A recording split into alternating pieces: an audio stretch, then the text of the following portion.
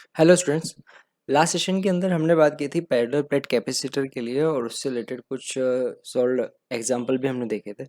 आज के सेशन में हम बात करेंगे सिलेंड्रिकल कैपेसिटर और स्फेरिकल कैपेसिटर और इस सेक्शन को फिर आगे बढ़ाएंगे। और तो सबसे पहले हम बात करते हैं यहाँ पे सिलेंड्रिकल कैपेसिटर की।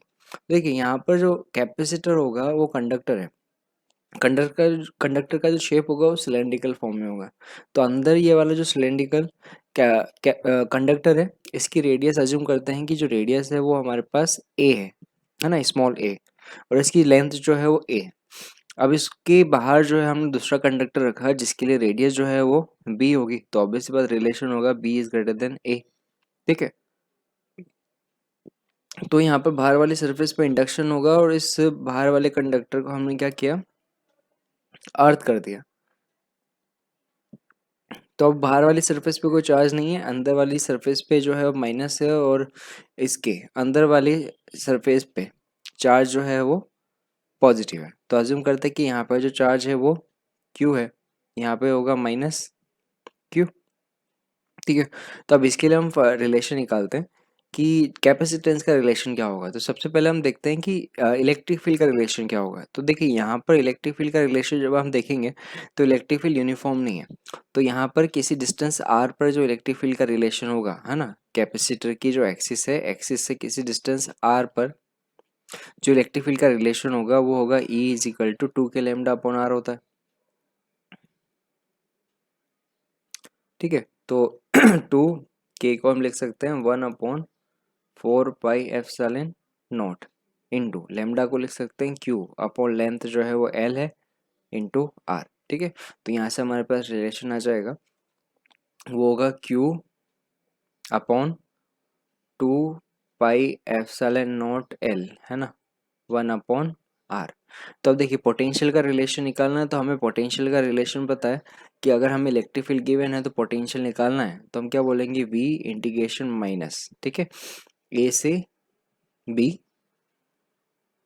ई डॉट डी आर। ठीक है, तो इसकी वैल्यू यहाँ पे रख देते हैं माइनस इंटीग्रेशन ए से B Q upon 2 pi epsilon naught L D R upon R. ठीक है, तो अब इसको हम सॉल्व कर लेते हैं। देखिए तो पोटेंशियल का रिलेशन हमें आ जाएगा minus Q upon 2 pi epsilon naught L.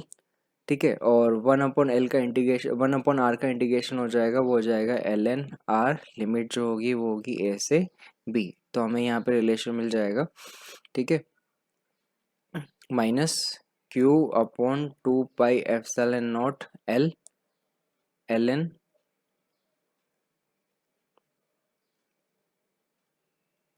b upon a। तो ये तो हमारे पास पोटेंशियल डिफरेंस का रिलेशन मिला। ठीक है, अच्छा अब हमें फाइंड करना है कैपेसिटेंस। तो कैपेसिटेंस होता है C is equal to Q upon V. तो इसको यहाँ ला के रख देते हैं। तो चार्ज जो है वो क्यू, ठीक है, और जो पोटेंशियल है वो है Q L N B upon A upon 2 pi epsilon naught into L. तो ये रिलेशन देखिए क्यू से क्यू हट जाएगा। ठीक है, ये हमारे पास आएगा 2 pi epsilon naught L upon L N B upon A. तो हमारे पास जो कैपेसिटेंस है, कैपेसिटेंस का रिलेशन हमें ये मिला, वो है हमारे पास 2 pi epsilon naught L upon L N B upon A. तो अगेन जो है वो मीडियम पर, लेंथ पर और उसकी रेडियस उस पर डिपेंड करता है। तो कैपेसिटेंस का रिलेशन याद रखना, वो हमारे पास आएगा 2 pi epsilon naught L upon L N B upon A. ठीक है, कैपेसिटेंस जो है वो पॉजिटिव होगा और उसकी वैल्यू आएगी ये।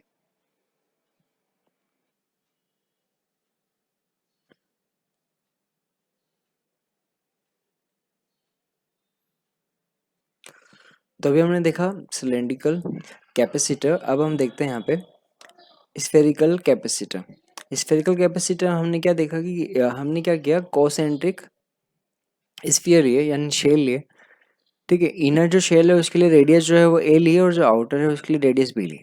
इनर पे जो चार्ज है वो पॉजिटिव हमने रखा हुआ है, तो इनर पे पॉजिटिव चार्ज जो है वो क्यू है, तो जितना पॉजिटिव है उस पर इंडक्शन होगा बाहर की तरफ, वो होगा माइनस क्यू। ठीक है, और आउटर सरफेस जो है उसको हमने अर्थ कर दिया है। ठीक है, तो अब हमारे पास यहाँ पर पोटेंशियल जो दोनों के बीच में डिफरेंस आएगा ना वो कितना होगा, तो देखिए दोनों के बीच में पोटेंशियल जो है, अब जैसे कि यहाँ पे पॉइंट जो है वो ए लेते हैं और यहाँ पे पॉइंट जो है वो बी लेते हैं, तो एक स्फीयर की वजह से जो शेल की वजह से जो पोटेंशियल होता है उसका रिलेशन होता है V इज इक्वल टू के क्यू अपॉन आर, आर उसकी रेडियस होगी। ठीक है, तो वैसे हमारे पास वी ए कितना होगा, तो वी ए अब इसको ऐसे भी लिख सकते हैं 1/4 pi epsilon naught Q upon R. ठीक है, तो वी ए कितना होगा, वी ए पे चार्ज जो है वो क्यू है, Q upon 4 pi epsilon not, उसकी रेडियस जो है वो ए है। वैसे वी बी देखेंगे तो वी बी आएगा हमारे पास Q upon 4 pi epsilon naught B. तो हमारे पास potential difference V A minus V B कितना होगा, इन दोनों का डिफरेंस। देखिए यहाँ से Q upon 4 pi epsilon naught दोनों में से कॉमन आ जाएगा, वो हमें मिलेगा 1/a माइनस 1/b। तो हमारे पास पोटेंशियल का रिलेशन मिल जाएगा, वो हमें होगा Q upon 4 pi epsilon naught B minus A upon A B. ये तो आया हमारे पास पोटेंशियल। अब हमें पता है यहाँ पे रिलेशन दोनों का कैपेसिटेंस के लिए, तो capacitance C is equal to Q upon V A minus V B होता है। ठीक है, capacitance is equal to charge upon potential difference, तो यहाँ से हमारे पास कैपेसिटेंस का रिलेशन देखिए क्या आ जाएगा, capacitance C is equal to Q Q upon 4 pi epsilon naught, ठीक है, B minus A upon A B. ठीक है, तो इसे सॉल्व कर लेते हैं, क्यू से क्यू हट जाएगा, ऊपर आएगा हमारे पास 4 pi epsilon naught A B upon B minus A. ठीक है, तो यहाँ पे हमारे पास स्फेरिकल कैपेसिटर की बात की जाए तो उसकी जो कैपेसिटेंस होती है वो डिपेंड करेगी यहाँ पर ए बी यानी उनके रेडियस पे, उनके मीडियम पे, है ना, और उन दोनों की रेडियस के डिफरेंस पे भी बी माइनस ए। ठीक है, तो ये बी माइनस से दोनों के बीच का गैप है। ठीक है, तो उन दोनों पे भी डिपेंड करेगा, उन दोनों गैप के अंदर आपने कौन सा मीडियम डाला है उस पर भी ये डिपेंड करता है। ओके, तो हमने पैरेलल, सिलेंड्रिकल और स्फेरिकल कंडक्टर कैपेसिटर्स जो है वो स्टडी किए। अब हम उनकी एनर्जी की बात करते हैं, तो energy stored in charge capacitor. तो देखिए क्वेश्चन ये आता है कि जो कैपेसिटर के अंदर एनर्जी है वो आती कैसे है। जैसे ये हमारे पास इनर्शियल कंडीशन है,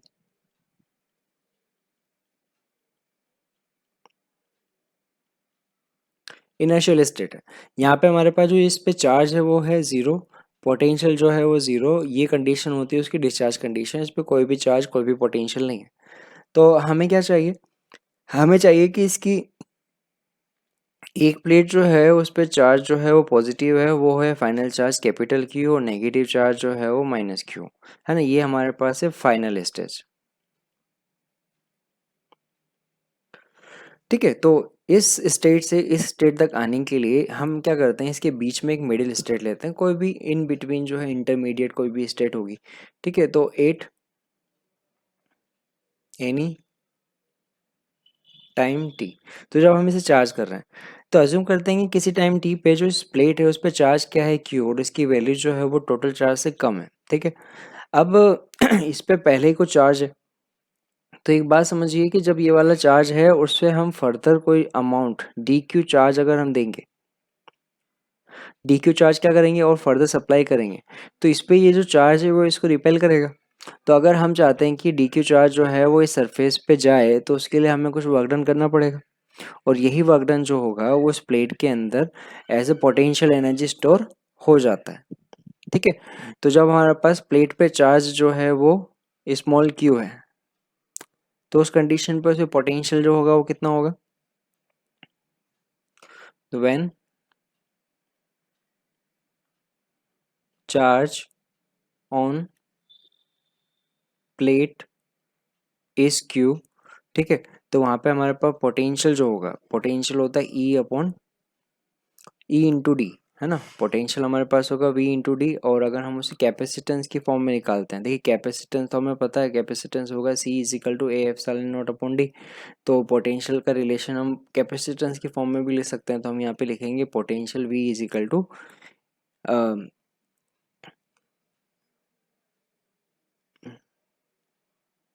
Q अपॉन C। ये तो हमारे पास इस पर्टिकुलर टाइम पे इसका पोटेंशियल हुआ।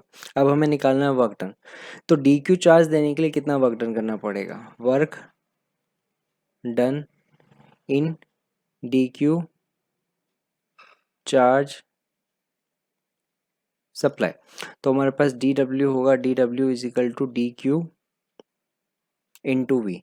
तो टोटल जो वर्क डन होगा स्टार्टिंग से लेके एंड तक, वो हम यहाँ से अब निकाल सकते हैं, है ना। डी क्यू का रिलेशन यहाँ से आ जाएगा, वी का रिलेशन ऊपर से रखा q by c into d q, ठीक है। वर्क डन, ठीक है, जीरो से क्यू चार्ज के लिए, है ना। तो वर्क डन हमारे पास आएगा, work done integration total charge कहाँ से कहाँ तक, जीरो से q, Q upon c d q, है ना। सी जो है वो कांस्टेंट है, वन अपॉन सी बाहर आ गया, इंटीग्रेशन क्यू का इंटीग्रेशन होगा Q square by two, limit zero से कैपिटल क्यू। तो हमारे पास जो वर्क डन आएगा वो आएगा वन बाई टू टू सी, ठीक है। इसका रिलेशन यहाँ पर ही रख देते हैं, ये हमारे पास आएगा हाफ, ठीक है, क्यू स्क्वायर अपॉन सी, है ना। तो हमारे पास वर्क डन का एक रिलेशन ये हुआ, यानी स्टोर एनर्जी जो है वो वर्क डन के बराबर है।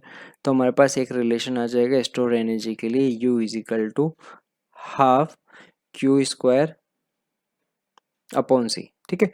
देखिए जो चार्ज है, चार्ज होता है Q is equal to c v, है ना। तो Q is equal to c v यहाँ रखेंगे तो हमारे पास एक और रिलेशन आ जाएगा, वो आएगा हाफ सी वी स्क्वायर, ठीक है। देखो सी वी जो होता है वो क्यू के बराबर भी होता है, तो एक और फॉर्मूला हमें मिल जाएगा q is equal to sorry u is equal to q into we. तो देखिए हमारे पास जो स्टोर्ड एनर्जी है उसके लिए हमारे पास तीन फॉर्मूले होते हैं, ठीक है। और तीनों फॉर्मूलों की जो इम्पोर्टेंस है वो अलग अलग है ना। जैसे हम बात करें यहाँ पर पहला जो रिलेशन है क्यू स्क्वायर अपॉन टू सी, ये रिलेशन जब काम आता है जब हमारे पास चार्ज जो होता है वो कांस्टेंट होता है। ये फर्स्ट रिलेशन जो होता है वो कब काम आता है, ये फॉर्मूला जब काम आता है जब हमारे पास क्यू जो होता है वो कांस्टेंट होता है। ये वाला रिलेशन है जब हमारे पास वी जो होता है वो कांस्टेंट होता है, और ये हमारे पास होता है जब बैटरी से वर्क डन हमें निकालना होता है ना। तो ये तीनों फॉर्मूले की एप्लीकेशंस अलग अलग है, जिसे हम अभी आगे देखते रहेंगे। तो याद रखिएगा तीन फॉर्मूले होते हैं, q square upon two c, half c v square और हाफ क्यू इंटू वी। तीनों रिलेशन, तीनों अलग अलग जगह काम आते हैं। कांस्टेंट चार्ज के लिए क्यू स्क्वायर अपॉन टू सी, कांस्टेंट पोटेंशियल के लिए हाफ सी वी स्क्वायर, और बैटरी से वर्क डन के लिए हाफ क्यू इंटू वी, है ना। देखिए जब हमारे पास बैटरी जो चार्ज जो है वो बैटरी से रिमूव कर दिया जाता है तब हमारे पास चार्ज कांस्टेंट रहता है। जब हमारे पास कैपेसिटर जो है वो बैटरी से कनेक्टेड होता है तब हमारे पास पोटेंशियल कांस्टेंट रहता है। तो अब हमें आइडिया लग गया कि किस कंडीशन पे कौन सा फॉर्मूला लगाना है। जब हमारे पास कैपेसिटर जो है वो बैटरी से चार्ज करके रिमूव कर दिया जाता है तो एनर्जी के लिए हम क्यू स्क्वायर अपॉन टू सी यूज़ करते हैं, तो हमारे लिए ज़्यादा सही रहता है। और अगर कैपेसिटर जो है वो बैटरी से कनेक्टेड है तब हाफ सी वी स्क्वायर हम यूज़ करते हैं, ठीक है। तो अभी हमने बात की एनर्जी की, अब हम यहाँ पे बात करते हैं एनर्जी डेंसिटी के लिए कि कैपेसिटर के लिए एनर्जी डेंसिटी क्या होगी। तो देखिए कैपेसिटर की जो कैरेक्टरिस्टिक्स जो होती है वो एनर्जी डेंसिटी से डिफाइन होती है, मतलब उसके पर यूनिट वॉल्यूम के अंदर कितनी एनर्जी स्टोर है, दैट्स डिफाइन ए कैपेसिटर। कि कैपेसिटर का अगर हमें कंपैरिजन करना होता है तो हम उसकी पर यूनिट वॉल्यूम के अंदर जो एनर्जी स्टोर हो सकती है उसको उसके कंपैरिजन में हम उसे बताते हैं, ठीक है। वह हमें कैपेसिटर अगर कंपेयर करना है तो कैसे करेंगे, तो हमें ये चीज़ हेल्प करती है। तो एनर्जी डेंसिटी का रिलेशन होता है u is equal to energy upon उसका वॉल्यूम, ठीक है। तो अगर पैरेलल प्लेट कैपेसिटर के लिए बात करें, ठीक है, तो उसका वॉल्यूम कितना होगा। देखिए पैरेलल प्लेट कैपेसिटर, इसका एरिया ए और दोनों की भी डिस्टेंस जो है वो डी है, तो उसका वॉल्यूम हमारे पास होगा ए इंटू डी, और store energy half c v square होगा। तो हमारे पास एनर्जी जो पर यूनिट वॉल्यूम आएगी वो आएगी u is equal to half c v square upon इसका volume, volume A into d, ठीक है। अब देखिए इसे लिखेंगे हाफ। सी का जो रिलेशन है वो होता है A epsilon naught upon d into v square upon d, और ए है ना, ए से ए उठ जाएगा तो हमें यहाँ पे मिलेगा half epsilon naught upon half epsilon naught v upon d का होल स्क्वायर। तो हमें रिलेशन मिला half epsilon naught E square. ये हमारे पास होता है एनर्जी डेंसिटी का रिलेशन फॉर अ कैपेसिटर। तो नॉर्मल इलेक्ट्रिक फील्ड डेंसिटी का रिलेशन भी यही होता है। और अगर हमें टोटल एनर्जी बोला हुआ है तो U इंटू वॉल्यूम करके हम टोटल एनर्जी भी बता सकते हैं कि इस कैपेसिटर के अंदर मैक्सिमम कितनी एनर्जी जो है वो स्टोर हो सकती है, और ये होता है energy density joule per metre cube में। ठीक है। अच्छा, ये वाली चीज़ तो हमने देखी कि ये एनर्जी जो है उसके पर यूनिट वॉल्यूम में होती है। अब हम यहाँ पे बात करते हैं कि जब हम उसे चार्ज करते हैं तो कितना अमाउंट ऑफ एनर्जी जो है वो हीट की फॉर्म में लॉस हो जाता है। देखिए, जब हम किसी कैपेसिटर को चार्ज कर रहे हैं ना, तो एक्चुअल में उसके पैरेलल में कैपेसिटर के एक रेजिस्टेंस भी होता है ना। विदाउट रेजिस्टेंस जो है वो कैपेसिटर चार्ज नहीं होता है ना। बट ये होता है कि फाइनल स्टेट में हम जो है वो कैपेसिटर से ये रेजिस्टेंस जो है वो उसकी एप्लीकेशन नहीं रहती। मतलब फाइनली जब हमारे पास कैपेसिटर चार्ज हो जाता है तो इस पे पोटेंशियल अगर V है तो कैपेसिटर पे भी पोटेंशियल V होगा, यानी ये जो R है इस पे पोटेंशियल डिफरेंस क्या हो जाता है, ज़ीरो। तो मतलब हम इस रेजिस्टेंस को रिमूव करके यूज़ करें तब भी, मतलब रिप्रेजेंट करें तब भी सही है ना। तो हमें नॉर्मल कैपेसिटर को इस तरीके से रिप्रेजेंट करते हैं जब वो चार्ज होता है ना उस कंडीशन पे। बट एक्चुअल में रेजिस्टेंस तो होता है, तो जब चार्जिंग होती है तो कुछ अमाउंट ऑफ एनर्जी जो है वो रेजिस्टेंस से हीट की फॉर्म में लॉस हो जाता है। तब हमें यही फाइंड करना है कि कितना अमाउंट ऑफ जो एनर्जी है वो हीट की फॉर्म में लॉस हो गया। तो इधर समझते हैं। देखिए, जो स्टोर एनर्जी है ना, स्टोर्ड एनर्जी वो कितना है, वो हमने देखा वो है हमारे पास हाफ सी वी स्क्वायर या हाफ क्यू इंटू वी भी लिख सकते हैं। ये तो हमने देखा कितना अमाउंट ऑफ एनर्जी जो है वो हमारे पास स्टोर हुआ। अच्छा, अब यहाँ पे देखते हैं कि पहले जो चार्ज जीरो था, तो जब चार्ज जो है ना वो जीरो से क्यू तक पहुंचाने पे बैटरी ने कितना वर्क डन किया होगा, तो वर्क डन बाय बैटरी। तो बैटरी ने वर्क डन किया होगा क्यू इंटू वी। अगर आपके पास जो बैटरी है उसका पोटेंशियल अगर वी है तो हमारे पास बैटरी ने जो वर्क डन किया होगा अमाउंट ऑफ चार्ज क्यू तक पहुंचाने के लिए, तो इसने चार्ज जो है वो क्यू सप्लाई किया और पोटेंशियल वी, तो जो वर्क डन बाय बैटरी है वो आएगा क्यू इंटू वी। तो अब हीट कितना लॉस हुआ, तो इन दोनों का जो डिफरेंस है हीट लॉस में जाएगा ना। तो हमारे पास हीट लॉस जो होगा that is you store minus work done by battery, you stored minus work done by battery. ये हमारे पास रिलेशन होता है हीट लॉस का। तो इन दोनों का डिफरेंस करेंगे तो हमें जो रिलेशन मिलेगा वो मिलेगा हाफ क्यू इंटू वी। ये हमारे पास दोनों का डिफरेंस है ना। देखिए देखिए यहाँ पे बता देता हूँ रुको। ये हमारे पास stored energy half Q into V और वर्क डन है क्यू इंटू वी। तो रिलेशन हमारे पास आ रहा है minus half Q into we. तो यहाँ पे माइनस का साइन जो है वो बता रहा है हीट लॉस को, है ना।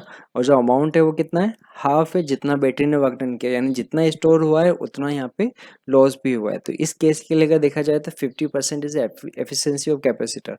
जितना बैटरी ने वर्क डन किया हाफ जो है वो स्टोर हुआ है और हाफ जो है वो हीट की फॉर्म में लॉस हो गया है। ओके, तो ये हमारे पास है हीट जनरेटेड और स्टोर्ड एनर्जी के रिलेशन। तो अब देखते हैं इलस्ट्रेशन को। देखिए यहाँ पे क्वेश्चन में हमें क्या गिवन है, a photographic flash unit consist of a xenon fleet tube. ठीक है, तो फोटोग्राफिक जो फ्लैश जो होता है उसके अंदर भी हम कैपेसिटर यूज़ करते हैं। कैपेसिटर क्या करता है, स्मॉल टाइम के अंदर हाई अमाउंट ऑफ चार्ज देता है। तो हमने देखा होगा जब बैटरी हमारी लो होती है तो हमारे पास फ्लैश जो है वो वर्क नहीं कर पाता। इसका रीज़न यही है कि कैपेसिटर जो है वो चार्ज नहीं हो पाता। ठीक है, तो अब यहाँ पे देखते हैं, it give a average power और 2000 वोट फॉर 0.04 सेकेंड। अब देखिए पावर बहुत ज़्यादा है और जो टाइम है वो बहुत कम है। इसका रीज़न यही है ना। अच्छा, तो flash due to discharge fully charge capacitor is 40 microfarad. तो जो कैपेसिटर है फुली चार्ज कंडीशन पे इतना कैपेसिटेंस रखता है। तो voltage which is charge before is flash is given by unit is, तो वो जो वोल्टेज देगा फ्लैश यानी कैपेसिटर, वो जो वोल्टेज देगा वो कितना होगा, ये हमें पूछा हुआ है। ओके, तो हमें यहाँ पे बोला हुआ है पावर जो है वो कितनी है 2000 वोल्ट, ये हमें पावर दी हुई है।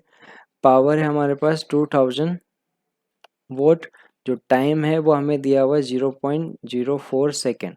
तो अभी क्वेश्चन है कि इस टाइम के अंदर वो कितनी अमाउंट ऑफ एनर्जी सप्लाई करेगा, वो जो अमाउंट ऑफ एनर्जी होगी वो कैपेसिटर में स्टोर एनर्जी के बराबर होनी चाहिए, तभी तो वो इतनी पावर दे पाएगा। तो इसमें जो पावर रिक्वायर्ड है, जो एनर्जी रिक्वायर्ड है वो कितना है, वो निकलेगा हमें पावर इनटू टाइम से। ठीक है, तो पावर हमें दिया हुआ है वो है 2000, टाइम हमें दिया हुआ है 0.04। ठीक है, तो यहाँ से हमारे पास रिलेशन आ जाएगा पावर इनटू टाइम का, वो हमें मिलेगा। ठीक है, तो ये हमें मिलेगा 80 जूल। ठीक है, मतलब कैपेसिटर को 80 जूल जो है वो एनर्जी स्टोर करनी पड़ेगी, यानी half c v square that should be equal to 80। तो अब यहाँ पे हम जो कैपेसिटेंस है उसकी वैल्यू रख देते हैं। ठीक है, तो हमें यहाँ पे वी स्क्वायर मिल जाएगा, v square is equal to 2 × 80 upon capacitance c, यानी 2 × 80 अपॉन कैपेसिटेंस जो है वो दिया हुआ है 40 × 10⁻⁻6। ठीक है, तो 40 80 ये 2, तो ये हमारे पास वी स्क्वायर मिला, वी स्क्वायर इंटू 2 × 2 × 10⁻⁻6, यानी हमें मिला वी इज इक्वल टू 2 × 10⁻³ यानी 2000 वोल्ट। यानी ये जो कैपेसिटर है उस पर जो पोटेंशियल है वो 2000 वोल्ट होना चाहिए। इसका आंसर जो आएगा वो आएगा बी। ओके, तो अब डिस्कस करते हैं नेक्स्ट इलस्ट्रेशन को। तो हमने देखा स्टोर्ड एनर्जी का रिलेशन, हमने देखा हीट लॉस का रिलेशन। अब इन दोनों को यहाँ अप्लाई करते हैं ना, तो क्वेश्चन जो है वो कंसेप्चुअली काफ़ी अच्छा है। हमें बोला हुआ है at any time T S1 switch is open and S2 is closed, then find out the heat generated in circuit। अब देखिए यहाँ पे जो सर्किट बताया हुआ है उसमें देखिए है क्या, ये जो पहली कंडीशन है यहाँ पे हमने एक बैटरी जो है वो कनेक्ट की है पॉजिटिव नेगेटिव। स्विच 1 जो है वो क्लोज है और S2 ओपन है, यानी अभी जो है वो उस कैपेसिटर के अंदर 2V का कोई रिलेशन है ही नहीं। तो करेगा क्या, जो हमारे पास जो पहली वाली बैटरी है वो क्या करेगा, इस कैपेसिटर को चार्ज करेगा। ठीक है, तो यहाँ पे कुछ पोटेंशियल जो है, मतलब कुछ एनर्जी जो है वो बैटरी की वजह से इस पे आएगी। जब ये फुली चार्ज हो जाएगा तो यहाँ से कोई सप्लाई नहीं आएगा। तो फुली चार्ज की कंडीशन पे यहाँ पे हमारे पास जो कैपेसिटर है, फिर हम क्या कर रहे हैं, इस स्विच को ओपन कर रहे हैं और इसको क्लोज कर रहे हैं। तो अब होगा क्या, ये स्टोर यानी चार्ज बैटरी है, अब जो है वो 2V के साथ वर्क करेगी। तो अब क्या होगा, यहाँ पे कुछ अमाउंट ऑफ हीट जो है वो लॉस होगी, वो हमें पूछा हुआ है कितना, और उसका रिलेशन अभी हमने देखा है। तो देखिए इनिशियल कंडीशन पे जब हमने स्टार्टिंग के अंदर H2 को ओपन रखा है और H1 को क्लोज कर रखा है, तो उस कंडीशन में हमारे पास सर्किट ऐसा होगा कि V के साथ हमारे पास कैपेसिटर कनेक्टेड है। तो V के साथ हमारे पास कैपेसिटर कनेक्टेड है, तो उस कंडीशन पे पॉजिटिव के साथ वाली प्लेट जो है वो पॉजिटिव आएगी और नेगेटिव के साथ वाली प्लेट जो है वो नेगेटिव आएगी। ठीक है, तो हमें पता है कि Q is equal to c v होता है। Q is equal to c v होता है, तो पॉजिटिव प्लेट पे जो चार्ज आएगा वो आएगा सी वी और नेगेटिव प्लेट पे चार्ज जो आएगा वो माइनस सी वी। तो इस कंडीशन पे बैटरी के अंदर जो स्टोर्ड एनर्जी है वो कितनी आएगी, वो हमारे पास आएगी half c v square, that is stored energy in initial condition. ठीक है, अच्छा अब हम क्या करेंगे, है ना, ये वाली कंडीशन तो इसके लिए। अब हम क्या करेंगे, जब इस S1 को ओपन करेंगे और S2 को क्लोज करेंगे, तो उस कंडीशन पे अब हमारे पास फाइनल सर्किट जो होगा वो ऐसा होगा, है ना। फाइनली सर्किट ऐसा कैसे बनेगा कि हमारे पास यहाँ पर जो चार्ज ये था तो ये पॉजिटिव से कनेक्ट हुआ और ये नेगेटिव से कनेक्ट हुआ। तो फाइनल स्टेट के अंदर हमारी ये जो बैटरी है 2V, उस बैटरी को अपने अकॉर्डिंग लाना चाहेगी, यानी फाइनली इस पे पॉजिटिव चार्ज, मतलब पॉजिटिव प्लेट पे जो चार्ज होगा वो होगा 2CV, है ना। Q is equal to c v होता है ना, Q is equal to c v, capacitance किसी है और पोटेंशियल कितना है 2V है, तो इसमें फाइनल जो चार्ज आएगा वो हमारे पास आएगा 2CV। ठीक है, तो इसमें स्टोर्ड एनर्जी जो फाइनल कंडीशन पे आएगी वो कितनी होगी, वो होगी हाफ सी वी स्क्वायर, यानी ये होगा हाफ सी वी स्क्वायर, यानी हाफ 4 सी वी स्क्वायर। है ना, हाफ सी वी स्क्वायर, मतलब ये मिला 2 CV² हमें मिल गया यहाँ से, है ना। यहाँ पे 4 आएगा, ये 2 हट जाएगा तो ये आया 2 CV²। ये हमारे पास फाइनल एनर्जी है, यानी फाइनल एनर्जी जो स्टोर है वो है 2 CV²। अब देखिए एक और क्वेश्चन है यहाँ पे कि ये तो हमने निकाल लिया कि स्टोर एनर्जी इनिशियल कितनी है और फाइनल कितनी है। अब हमें यहाँ पे बात करनी है कि जो बैटरी है उसने कितना वर्क डन किया है ना, वो भी तो हमें निकालना पड़ेगा। तो जब स्टार्टिंग कंडीशन से फाइनल कंडीशन पे देखें तो 2V ने कितना वर्क डन किया होगा, तो वर्क डन का रिलेशन याद रखिएगा जब हम बात करते हैं वर्क डन बाय बैटरी, वो हमारे पास होता है charge flow into EMF of battery. ठीक है, तो ये हमारे पास जनरल फॉर्म में होता है कि वर्क डन बाय बैटरी का रिलेशन होगा वो क्या होगा, charge flow into work done by battery. तो अब देखिए स्टार्टिंग के अंदर जो ये प्लेट है उस पर चार्ज कितना था, होता CV, फाइनल चार्ज कितना है 2 CV। तो एक बात समझिए कि जो एक्स्ट्रा चार्ज है वो इस बैटरी ने तो सप्लाई किया होगा, पहले 4 CV था बाद में 2 CV है, तो एक्स्ट्रा चार्ज जो सप्लाई हुआ है वो कितना है, तो उसे हम बोलेंगे Q final minus Q initial. तो हमारे पास यहाँ पे चार्ज फ्लो जो आएगा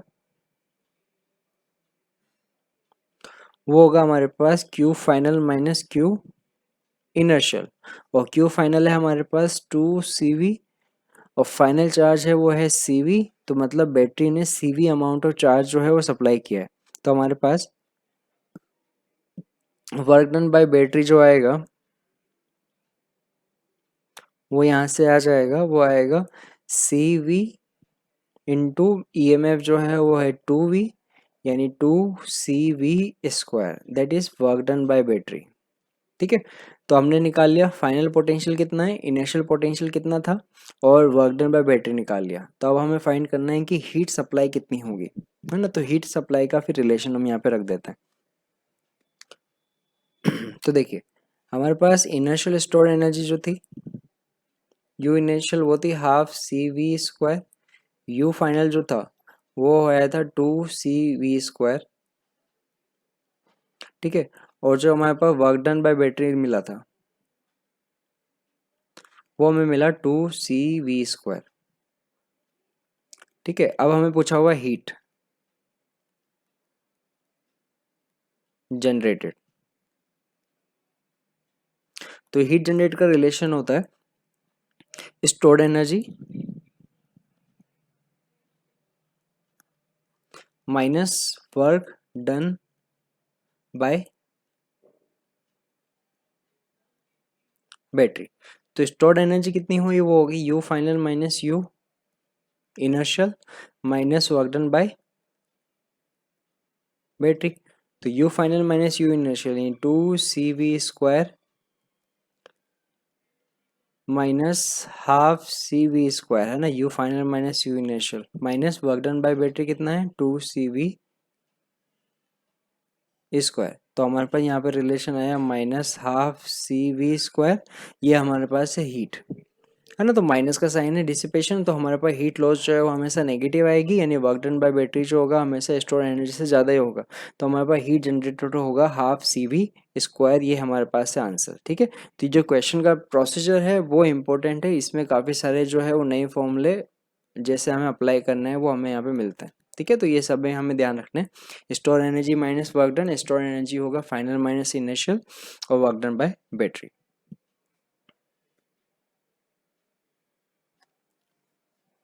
तो अब हम नेक्स्ट टाइप पे चलते हैं, नेक्स्ट टाइप ऑफ क्वेश्चन जो हमारे पास आते हैं, that is connection of capacitors. तो हम क्या करते हैं, दो चार्ज कैपेसिटर जो आपस में कनेक्ट करते हैं तो उसमें चार्ज का रिडिस्ट्रीब्यूशन होता है, तो इस टाइप के क्वेश्चन में हमें पूछे जाते हैं। तो हम जो पूरी थ्योरी जो है वो अकॉर्डिंग टू क्वेश्चन देख रहे हैं कि किस टाइप के क्वेश्चन आते हैं, तो हम थ्योरी उसी के अकॉर्डिंग पढ़ रहे हैं। जैसे हमें बोला हुआ distribution of charge on connecting to charge capacitor. तो हमारे पास दो कैपेसिटर है, एक कैपेसिटर जो है वो ये 1 है और दूसरा कैपेसिटर ये 2 है।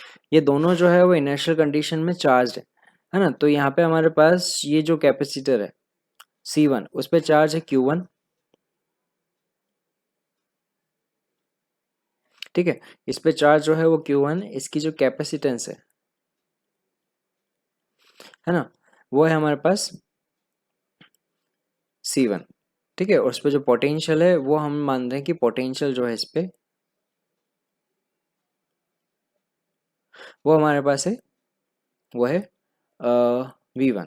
और दूसरा जो कैपेसिटर है उस पर चार्ज है Q2, कैपेसिटेंस C2, और पोटेंशियल जो है वो है V2। ठीक है, अब हमने क्या किया, दोनों को जब आपस में कनेक्ट किया तो कनेक्ट करने पे होगा क्या कि दोनों में से एक होगा हाई पोटेंशियल पे, होगा लो पोटेंशियल पे, तो जो चार्ज का फ्लो होगा वो हाई पोटेंशियल से लो पोटेंशियल पे होगा। वो कब तक होगा, जब तक कि दोनों का पोटेंशियल सेम ना हो जाए। तो फाइनल कंडीशन पे हम क्या देखेंगे कि फाइनल कंडीशन पे दोनों के चार्ज जो है वो चेंज हो गए। ठीक है, और दोनों के पोटेंशियल जो है वो फाइनल हो जाएंगे, है ना। यहाँ पे हमारे पास डिस्ट्रीब्यूशन कब तक होगा, जब तक हमारे पास वी फाइनल जो होगा V1 और V2 के बराबर ना हो जाए। ठीक है, तो फाइनल कंडीशन में हम जब यहाँ देखेंगे तो हमारे पास चार्ज जो होगा C1 पे होगा Q1 डैश, उस पे होगा Q2 डैश। कैपेसिटेंस में कोई चेंज नहीं आएगा, C1 और C2 ही रहेंगे और उनके फाइनल पोटेंशियल जो होंगे वो हमें सेम मिलेंगे। ठीक है, तो अब इस कंडीशन के लिए हमें जो चीज़ें फाइंड करनी है, सबसे पहले हमें बोला हुआ है कि जो कॉमन पोटेंशियल V फाइनल है वो कितना होगा। तो इसका रिलेशन जो है जो हम चार्ज कंजर्वेशन से निकाल सकते हैं कि हमें पता है कि इनिशियल चार्ज जो होता है और टोटल फाइनल चार्ज जो होता है वो बराबर होता है। तो इनिशियल टोटल चार्ज कितना है, वो है Q1 प्लस Q2, और फाइनल चार्ज जो है वो है Q1 dash plus Q2 dash. तो हम इसे लिख सकते हैं Q1 डैश को CV होता है, Q इजिकल टू CV, तो हम इसे लिख सकते हैं CV final plus C2 V final. यहाँ से V फाइनल कॉमन आएगा, हमें रिलेशन मिलेगा C1 plus C2 into we final. तो यहाँ पे हमारे पास वी फाइनल का रिलेशन मिला, v final is equal to Q1 plus Q2 upon C1 plus C2। अच्छा, Q1 और Q2 जो है उसको हम लिख सकते हैं C1 V1 plus C2 V2, है ना। Q1 क्या होगा, यहाँ पे होगा C1 V1, और C2 क्या होगा, C2 V2। तो हम यहाँ से लिख सकते हैं C1 V1 plus C2 V2 upon C1 plus C2। याद रखिएगा यहाँ पे V1 और V2 जो है वो अकॉर्डिंग टू उनके पोटेंशियल जो है वो लिखे जाएंगे, है ना। यानी कि पोटेंशियल अगर नेगेटिव है तो नेगेटिव, पॉजिटिव है तो पॉजिटिव, इस फॉर्मूले में उसी के अकॉर्डिंग रखा जाएगा। कैपेसिटेंस जो होती है वो हमेशा पॉजिटिव होती है, तो उसके लिए तो कोई साइन नहीं आएगा, पोटेंशियल का ध्यान रखना है। ठीक है, तो ये हमारे पास फॉर्मूला हो गया C1 V1 plus C2 V2 upon C1 plus C2, या फिर हम बोल सकते हैं total initial charge upon capacitance C1 plus C2। ये हमारे पास होता है फाइनल पोटेंशियल का रिलेशन। तो V फाइनल का रिलेशन मिला, उसके बाद हम बात करते हैं फाइनल चार्ज। तो Q1 डेज और Q2 डेज की क्या वैल्यूज होंगी वो हम फाइंड करते हैं। तो देखिए Q1 डेज जो होगा, Q1 डेज को हम लिख सकते हैं यहाँ से C1 V फाइनल, है ना। तो C1 V फाइनल की वैल्यू हमने निकाली है, वो हमारे पास आया था C1 V1 plus C2 V2 या total charge upon C1 plus C2। ठीक है, तो इस फॉर्म में यहाँ से लिख सकते हैं Q1 plus Q2 upon C1 plus C2, ये हमारे पास है Q1 फाइनल। और Q2 डेज जो है मतलब फाइनल चार्ज सेकंड कैपेसिटर, वो क्या हो जाएगा C2 V फाइनल, यानी C2 Q1 plus Q2 upon C1 plus C2, है ना। यहाँ से एक और रिलेशन पता चलता है कि हमारे पास Q1 days upon Q2 days है, उसका रिलेशन क्या होगा, वो हमारे पास होगा C1 अपॉन C2। ठीक है, अच्छा नेक्स्ट इसमें हम बात करते हैं हीट लॉस कि लॉस जो है वो कितना हुआ। तो हीट लॉस का अभी हमने फॉर्मूला पढ़ा, that is stored energy minus work done by battery, but यहाँ पे तो वर्क डन है ही नहीं। तो जो हमारे पास हीट लॉस होगा that is equal to change in stored energy होगा। ठीक है, जो स्टोर्ड एनर्जी में चेंज आएगा that is heat loss. But देखिए स्टार्टिंग में जो स्टोर्ड एनर्जी थी वो फाइनल जो स्टोर्ड एनर्जी, तो हमने देखा फाइनल कंडीशन में स्टोर्ड एनर्जी कम है, तो जो अमाउंट कम हुआ है वो कहाँ गया होगा, वही हीट के फॉर्म में लॉस हुआ होगा।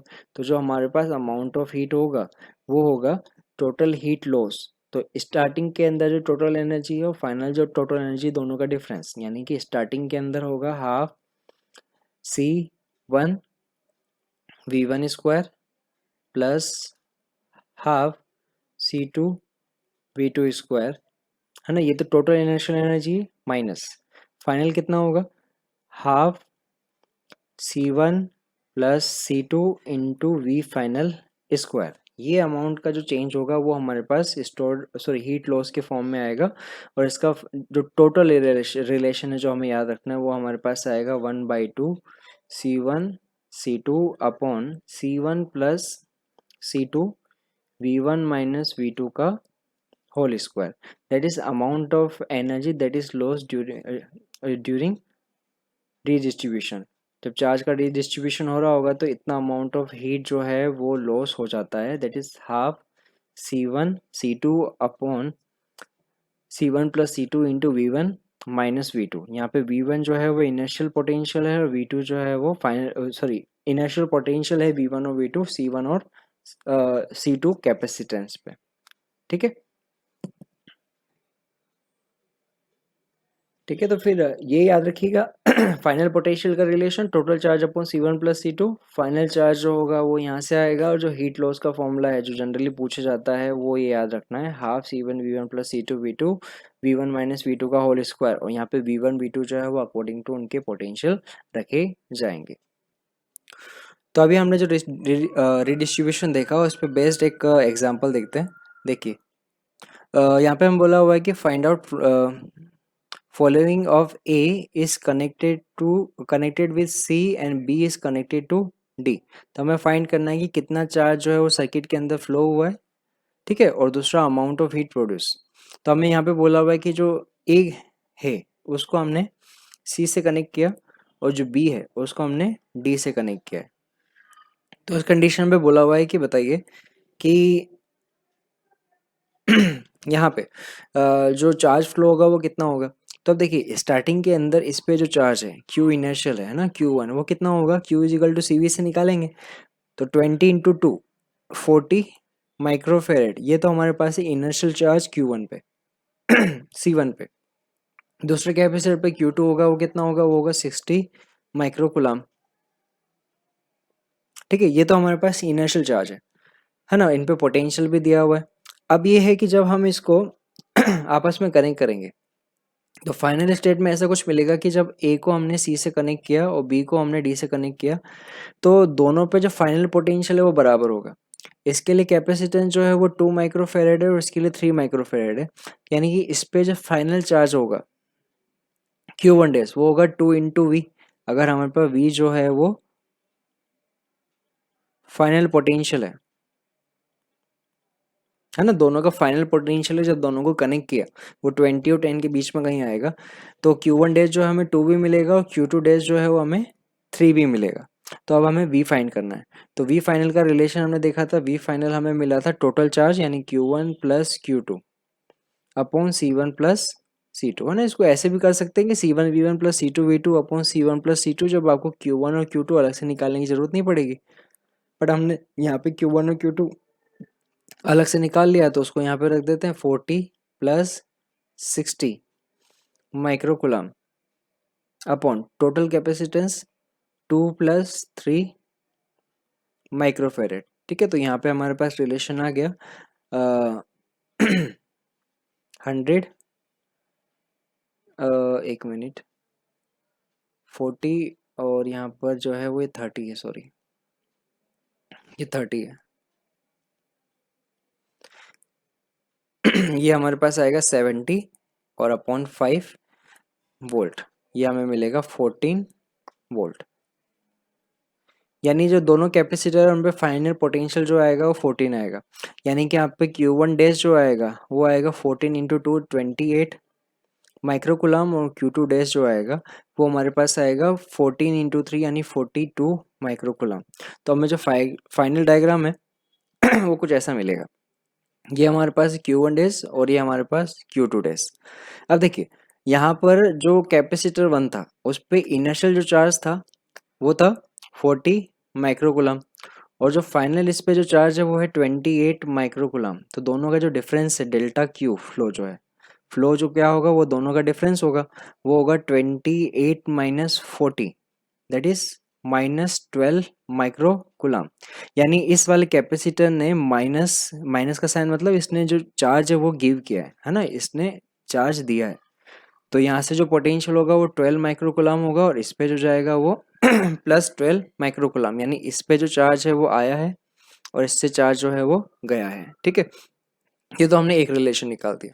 दूसरा हमें बोला हुआ है कि हीट लॉस कितना होगा, इन डेल्टा एच हमारे पास फॉर्मूला है 1/2 C1 C2 into V1 - V2 का होल स्क्वायर। तो अब यहाँ पे रिलेशन रख देते हैं 1/2।